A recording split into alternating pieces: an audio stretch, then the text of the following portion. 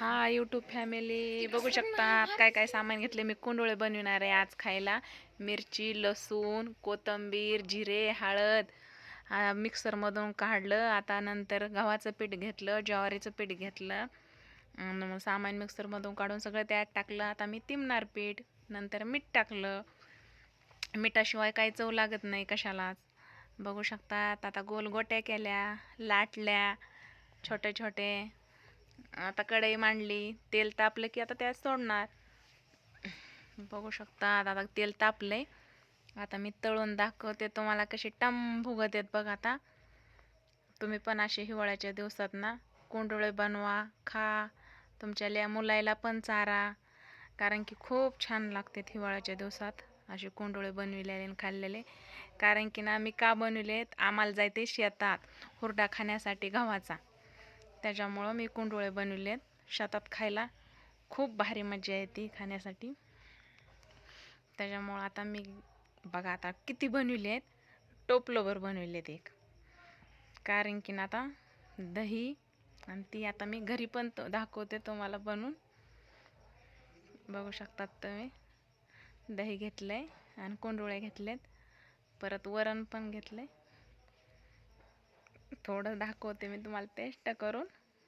खूप छान लागतंय खायला. बघू शकतात आता मी चालले शेतात. बघू शकतात मी आता शेतात आले. आणि इथं गाय आहे, तर पहिलं मी गायचं दर्शन घेतलं. कारण की ना गाय पण एक देव असतं, त्याच्यामुळे त्याचं दर्शन घ्यायचं असते. तर आता टिकावाने आम्ही गाजरं काढले तर खाण्यासाठी. बघू शकतात तुम्ही गाजरं. शेतातले गाजरं खाण्यात वेगळीच मजा येते. खूप छान लागतं. गाजरं, ढाळा. बघा आता ढाळा पण आणलाय उपटून खाण्यासाठी. आता वंब्या आणल्यात, जुड्या बांधल्यात त्याच्या, आणि असा जाळ केलाय आणि त्याच्या अशा धरल्यात वरी. कारण की ना आता आम्हाला गव्हाच्या वंब्या खायच्यात. बघू शकतात आता भाजल्यात. भाजून मस्त असं चोळणार आता बडून. आणि दाखवते मी तुम्हाला वंब्या पण दाखवते चोळल्यास. हा बघा आता गव्हाच्या वंब्या एवढ्या भारी खायला लागतात ना, वेगळीच मजा.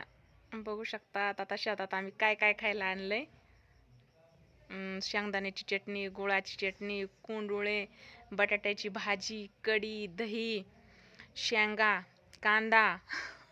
बघू शकतात किती पदार्थ आणलेत तुम्ही. एवढे पदार्थ की मला सांगायला पण येईनात, एवढे पदार्थ येतं. आवडलं असलं तर लाईक करा, चॅनलला सबस्क्राईब करा आणि खायला या.